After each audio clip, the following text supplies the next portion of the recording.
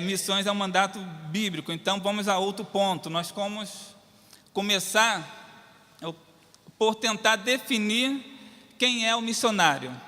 Busquei algumas definições, e uma clássica que talvez vocês concordem comigo é que missionário é aquela pessoa que, atendendo a um chamado de Deus, ele é separado, ele é enviado, ele deixa sua família e sua cultura para ingressar em outra cultura com o propósito de pregar o Evangelho. Alguns podem concordar comigo, quem discorda? Ninguém discorda? Não é né, mas é uma definição que nos ajuda a caminhar. Então, missionário é aquela pessoa que, atendendo um chamado de Deus, ela é separada, enviada para uma outra cultura, ela ingressa em outra cultura com o propósito de pregar o Evangelho. É uma definição bem simplória, mas acho que nós podemos concordar com ela sem nenhuma dificuldade, não vai trazer contratempo para ninguém. Então, esses são componentes que fazem parte da característica do missionário. Ele é chamado, ele é separado, ele é enviado, ele ingressa em outra cultura e ele prega o Evangelho. E o que eu desejo essa tarde é que vocês vejam dentro dessa definição algumas semelhanças entre Cristo, que foi enviado por sua família às criaturas, e as características daqueles que ele próprio tem enviado aos povos. Ou seja, a importância que Deus deu à pregação do Evangelho através do ministério de missões é tanta que, quando ele pensou em iniciar esse ministério, ele selecionou o seu próprio filho para o pontapé inicial. E se você reconhece isso, vai entender que o ministério de missões, como uma ação de serviço a Deus para a propagação do reino, não é uma ação opcional da igreja, é sim uma obrigação em dar continuidade ao serviço do Mestre.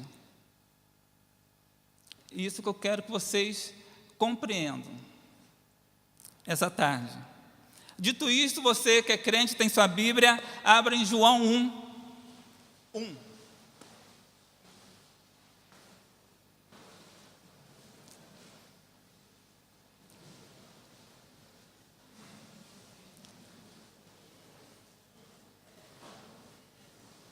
Não se preocupe, porque eu estou cansado também, porque eu estou aqui desde de manhã, então estamos participando da mesma alegria de nos gastarmos em prol do reino.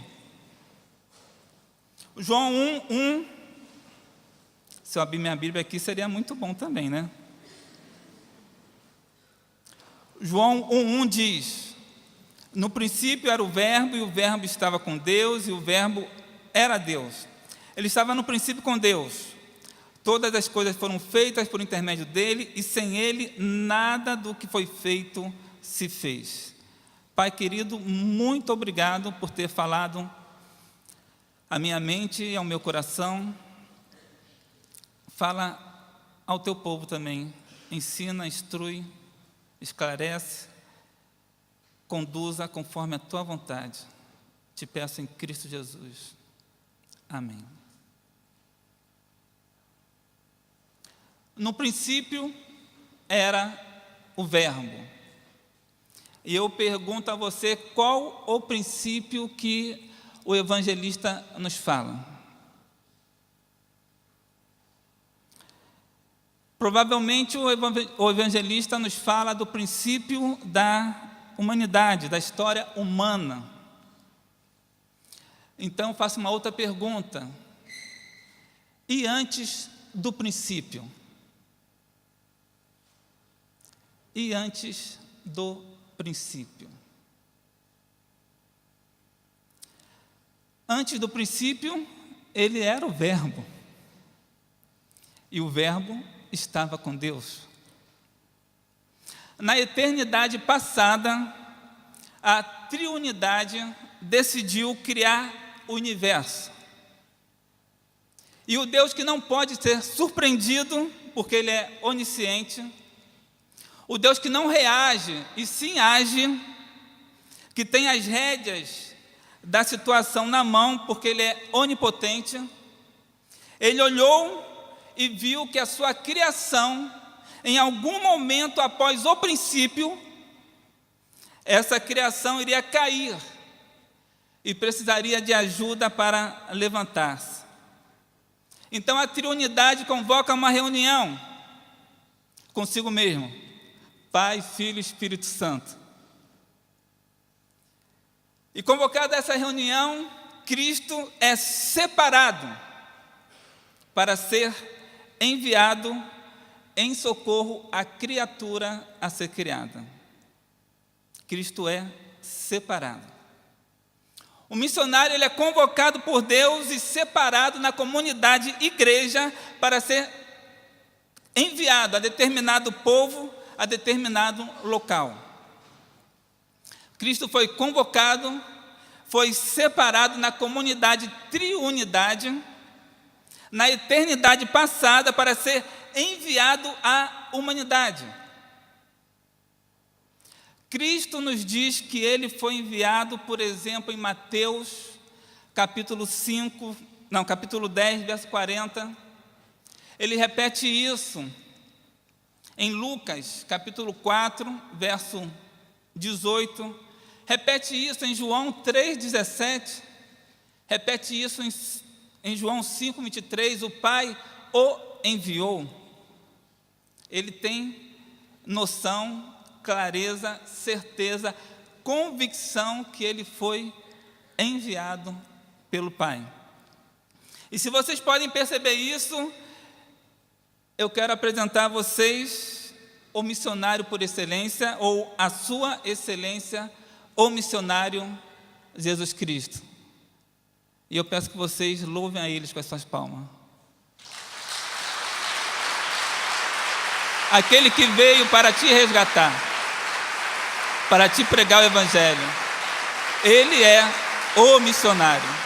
Ele é o missionário. Ele é o missionário.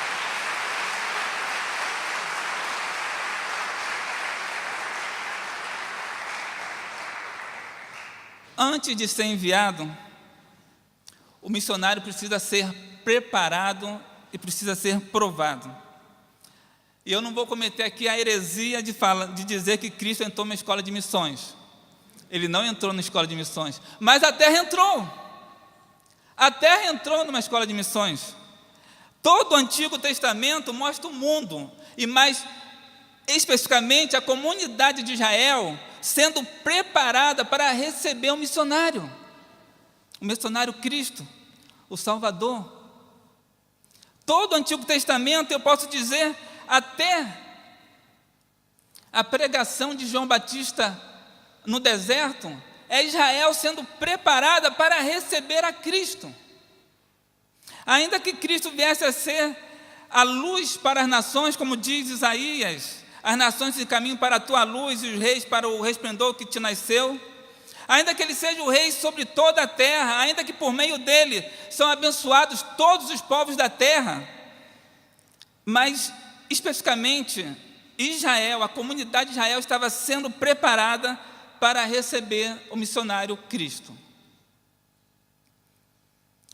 O missionário é enviado a um povo. Cristo foi enviado ao povo de Israel, como origem de missão. Mas existe um tempo entre a convocação, a separação e o envio, que é o tempo de preparação. E esse tempo da preparação é de suma importância para o candidato a missões. É um tempo também de comprovação. No tempo da comprovação de Cristo, enquanto Israel estava se preparando para recebê-lo, Ele fez exatamente o que Ele fazia. Ele era Deus criando e sustentando o universo. Isso é o mesmo que acontece com o candidato a missões hoje. Enquanto ele vai se preparando, sendo preparado para o envio, ele vai comprovando o seu chamado, trabalhando na igreja local. Ele vai lavando, ele vai varrendo, ele vai carregando coisas, ele vai evangelizar, ele vai frequentar seminário de geração em missão, ele vai ser amigo, vai ser companheiro, ele vai ser observado nas coisas que foi chamado a fazer aqui, porque é o tempo de preparação, mas também é tempo de comprovação. E isso é importante, porque nós costumamos dizer em missões que se você não é útil no lugar onde você está, você não será útil em lugar nenhum. Se você não é útil aqui, você não vai ser útil na Ásia, na África, no Paraguai, nos quilombos, nas tribos indígenas. Se você não serve aqui, você não vai servir em lugar nenhum. Então é importante que você faça aqui o que você costuma fazer, que é servir, se você é chamado, separado. É verdade também que nós ouvimos muitas histórias entusiásticas de missionários, milagres fantásticos, Deus os usando de maneiras maravilhosas, e nós queremos fazer parte disso. Aliás, eu quero fazer parte disso. Eu tenho muitas dessas histórias para contar, mas eu quero fazer parte dessas histórias maravilhosas. Quem não quer ser usado por Deus? Quem não quer ser usado por Deus? Quem não quer ser usado por Deus para ver pessoas se rendendo, para ver comunidades sendo mudadas pela chegada do Evangelho, pessoas sendo curadas? Eu quero fazer parte disso, eu creio que você quer fazer parte disso, e quer fazer parte disso hoje, quer fazer parte disso agora. E aí então, quando nós nos sentimos assim, nós falamos ao nosso pastor que Deus me chamou, pastor, e o Senhor precisa me enviar. Mas o exemplo bíblico do Novo Testamento vai mostrar que Deus de fato chama, o Espírito Santo de fato separa, e a igreja, em obediência, envia. Existe um processo. E é durante esse processo, onde o Espírito Santo comunica à igreja a sua decisão, que você está sendo preparado. Nós dizemos em missões que restam hoje poucos lugares a serem evangelizados. Poucos. Só que são os mais difíceis. E se são os lugares mais difíceis, nós precisamos de pessoas que sejam mais capacitadas. Nós precisamos que você que sente o chamado de Deus para missões seja capacitado teologicamente. E por que isso? E para ser capacitado teologicamente, nós temos aqui o IBR-MEC. Mas por que isso? Por que você precisa ser capacitado teologicamente? É porque você precisa saber construir teologias que vão de encontro ao anseio do povo-alvo. Você precisa conhecer e precisa defender a sua crença sempre que for chamado a fazer isso. Nós precisamos também de pessoas que sejam treinadas antropologicamente. E por quê? Ou para quê? Para que saiba ler a sua cultura e a cultura alvo. Para que você saiba responder as perguntas que lhe são feitas e não as que você quer responder com a sua bagagem cultural. Por exemplo, eu trabalhei no Paraguai e eu fui designado a auxiliar numa igreja que tinha um histórico de expulsar seus pastores. A igreja, quando eu cheguei, estava com 15 membros, mas havia um histórico de mais de 100 membros, de uma escola bíblica frequentada por 60 pessoas. E eu cheguei, estava saindo um pastor, e eu descobri depois que havia uma caixinha rodando, uma caixa de apostas, perguntando quanto tempo eu ia ficar lá, se era 1 mês, 2 ou 3 meses. Com 1 mês, ou quase 1 mês, na igreja, eu tomo uma decisão e depois do culto forma-se aquele burburinho, dedo em riste na minha cara, xingamentos mais variados, ainda bem que foram em Guarani a maioria, porque eu não entendi. No outro dia eu perguntei para o bispo que nos auxiliava lá, perguntei: bispo, fulano falou isso para mim, isso é grave? Ele falou: é muito grave, Natal. Eu falei: que bom que eu não entendi, porque eu não respondi. Mas, convocado o diretor do distrito, a igreja convocou para tentar, com menos de 2 meses, ou quase 2 meses, me tirar da igreja.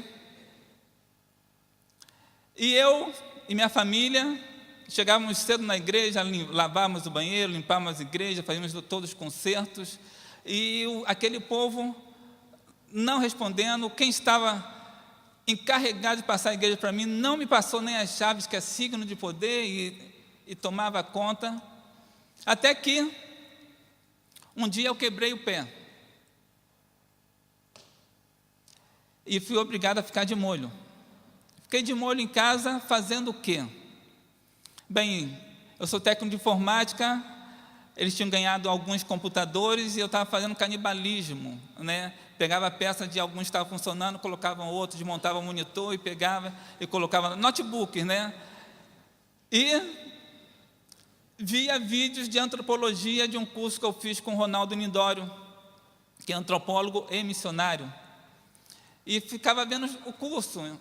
Gente, e tinha que orar, porque você ficar ouvindo o Ronaldo Lindório seguidamente, 12 DVDs, né, com várias horas de duração, é terrível. Estudar antropologia via vídeo, ao vivo já é ruim, em vídeo é terrível. Mas quando chega no 10º DVD, Ronaldo fala alguma coisa que eu falo: é isso que está acontecendo aqui. No 10º, por que ele não falou no primeiro?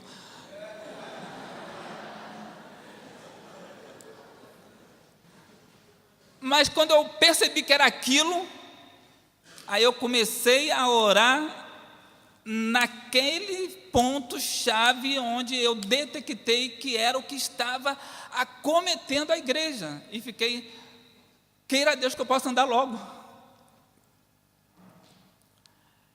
E quando eu pude andar, eu fui até a igreja, reuni a igreja e acertei no alvo. Então nós precisamos conhecer não só a nossa cultura, mas a cultura alvo. Nós precisamos que você tenha uma profissão, preferencialmente uma profissão que se encaixe em uma categoria cultural conhecida na sociedade que você vai servir. Por exemplo, hoje nós tivemos aqui o Kid Game, que faz parte de algo maior dentro da estrutura de evangelização através de esportes. Então nós temos um ministério um ministério grande na comunidade batista, que é o programa de esportivo missionário, onde eles enviam pessoas treinadas como técnico de futebol para alguns países, onde você chegar e dizer: eu sou pastor. Sim, e pastor não quer dizer nada naquela comunidade, mas um técnico de futebol, ele sabe o que é. Um professor de educação física, ele sabe o que é. Aliás, você vai chegar em algumas comunidades aqui no Brasil, em que você é pastor e vai pegar seu livro, seus dicionários, e vai gastar horas trabalhando ali, e vai passar um membro da igreja, vai te ver lá lendo uma porção de livro, você queimando a mufa, e vai dizer: lazeando, pastor. E quando você fechar os livros e depois cuidar do jardim, né, para descansar a cabeça, ele vai dizer: puxa, pastor, está trabalhando. Porque essa questão de trabalhar com livros em algumas comunidades não quer dizer nada, não faz parte da cultura deles. Mas você tem que ter uma profissão, você tem que ser treinado teologicamente, você tem que ser treinado antropologicamente, e você tem que ser capacitado também profissionalmente. Então você que se sente chamado e quer ir logo, e ainda não foi treinado em nenhum desses itens, ou só tem um deles, ou 2 deles, aí você vai falar para o seu pastor: ele te pede para ter paciência. Ele diz, vai se preparando e vamos ver o que acontece adiante. E aí você começa a murmurar pelos cantos.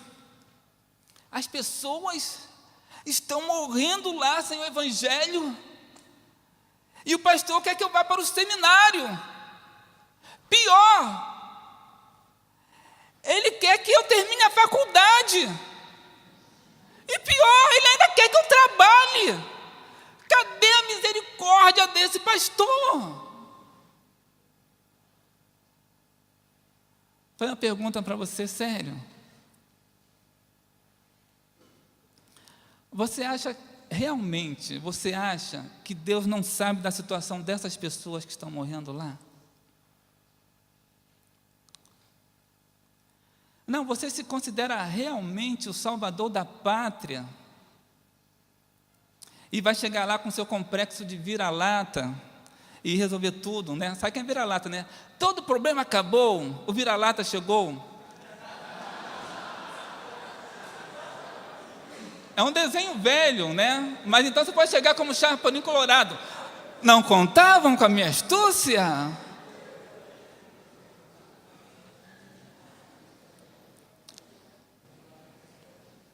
Você prefere viajar de canoa a remo ou de avião? Como você gosta de andar? Qual é o mais rápido? De canoa a remo ou de avião?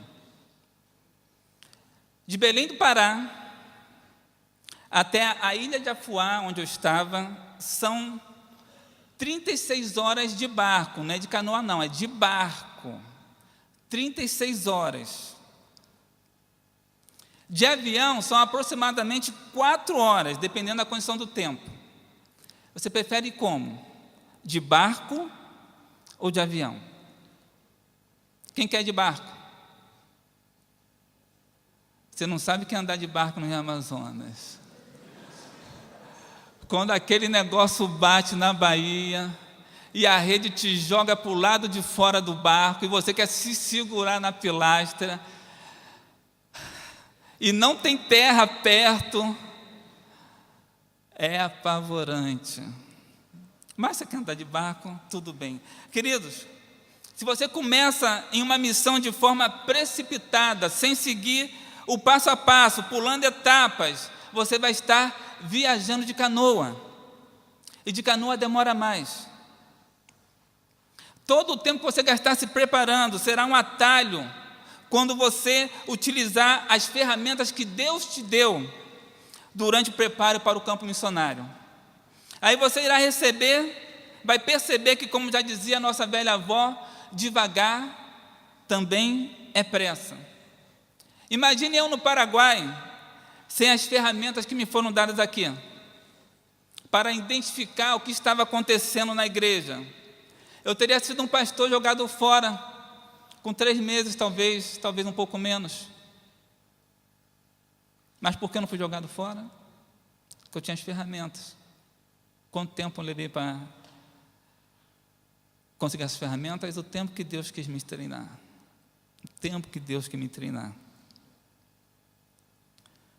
No caso de Jesus, ele foi enviado na plenitude do tempo. Isso está lá em Gálatas 4:4. Gálatas 4:4 nos informa isso, que ele foi enviado na plenitude do tempo, significando que ele foi enviado no momento exato em que Israel estava pronto para recebê-lo.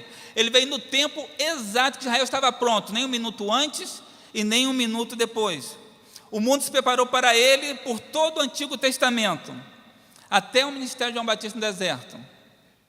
Até aí o mundo estava se preparando para receber a Cristo. Mas quando Cristo se encontra com João Batista no deserto, ele já havia chegado ao povo-alvo, fazia 30 anos aproximadamente, isso está lá em Lucas 3:23. Ele já havia chegado ao povo, a qual ele tinha sido designado há 30 anos. E Cristo ele foi convocado, separado, preparado e enviado. Ele já estava lá. Mas até ser batizado por João Batista e começar o seu ministério efetivo de pregação, Jesus permaneceu na fase 2 da preparação. A fase 2 da preparação é o que ocorre depois que o missionário é enviado, se chama aculturação. Nessa fase é um processo de humilhação, porque você não sabe nada. No caso de Cristo, é humilhação à enésima, à bilionésima potência. Porque ele sai da situação de sustentar o universo. Alguém de vocês já criou alguma estrela? Já viu um sol nascer? Fez um planeta? Um micro-organismo qualquer? Não? Então, Cristo estava na situação de sustentar o universo e vem ser sustentado pela mão de uma adolescente e ser tutorado por uma criatura que ele criou. Você nunca vai conseguir ser tão humilhado pelo Evangelho como Cristo foi humilhado por você.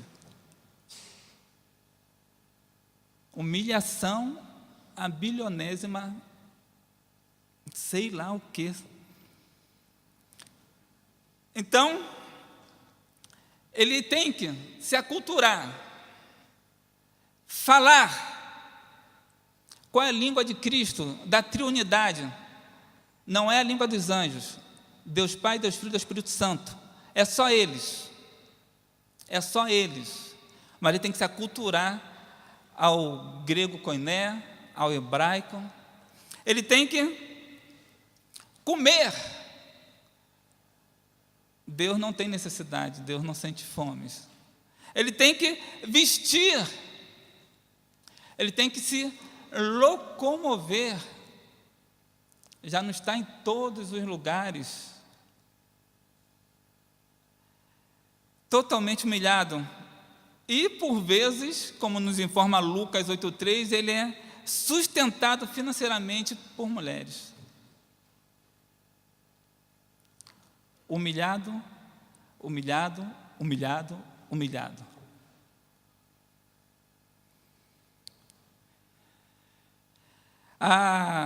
Tem uma missionária chamada Margareta de Vardana, que ela prepara missionários para ir para a Ásia.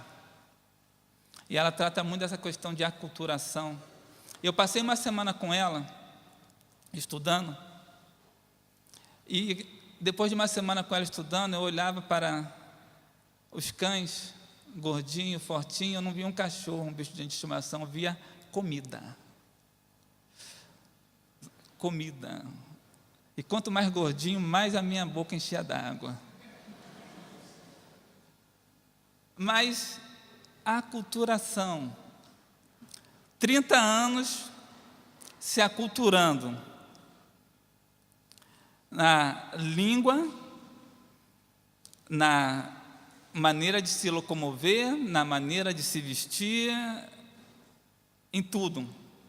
A fase 2 é: eu cheguei, não sei nada, eu estou aprendendo, estou ansioso por falar, mas não estou pronto, eu não tenho as ferramentas culturais.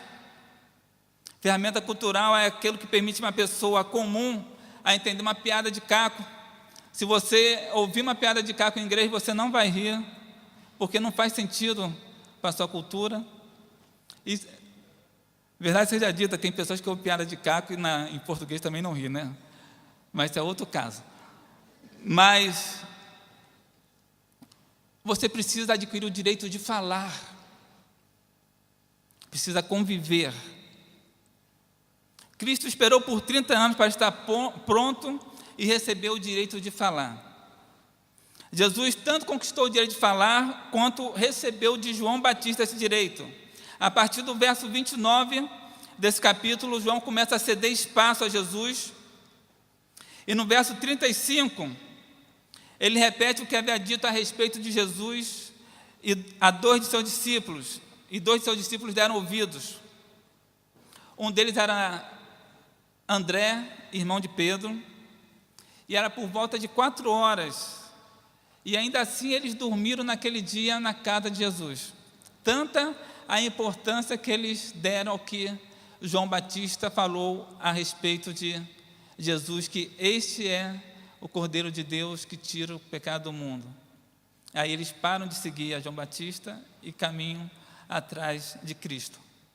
Sendo 4 horas da tarde, se fosse verão, tinha muito sol ainda, eles poderiam ter conversado um pouquinho e ido para casa, porque eu sei andar através do sol, o tempo, contar o tempo. Quando está no quilombo e tem uma caminhada para fazer, você simplesmente chega numa casa, tá, quando o sol já está caindo, e pendura suas redes, e aquela pessoa vai te alimentar aquele dia, e você vai dormir e vai acordar naquela casa. Se botar água quente para você no outro dia, é sinal que você foi bem recebido. Tá? Se não botar, você vai procurar outro lugar da próxima vez para botar a rede, tá bom? Mas André ficou lá com Cristo. Vocês sabem por que vocês estão me ouvindo agora? Não é porque eu fui missionário. A maioria de vocês aqui não me conhece. Mas o pastor Felipe Lídia, que vocês conhecem, ele me deu o direito de falar. Então vocês estão me emprestando ouvido porque ele deu o crivo dele anterior, que eu não ia falar tanta bobagem. É que ele não tinha ouvido antes. Mas é por isso que você está me ouvindo. Você confia nele e ele confiou em mim. André era discípulo de João Batista e confiou nele com relação a Cristo. E finalmente, então, o missionário prega a palavra, porque ele conquistou o direito também foi passado a ele. Esse é um resumo do processo missionário, chamado, separado, preparado, enviado, aculturado e pregando. É um caminho longo, o foi para Cristo, o será para nós, mas tal qual o mestre, tal qual os servos. Jesus viveu integralmente o Evangelho porque Ele é o Evangelho. Ele é o Evangelho em si, é o único que poderia viver integralmente o Evangelho. Mas todo missionário precisa buscar ser confundido com Cristo e tanto evangelizar quanto discipular. Evangelizar é pregar a palavra das mais diversas maneiras possíveis para pequenos e para grandes grupos.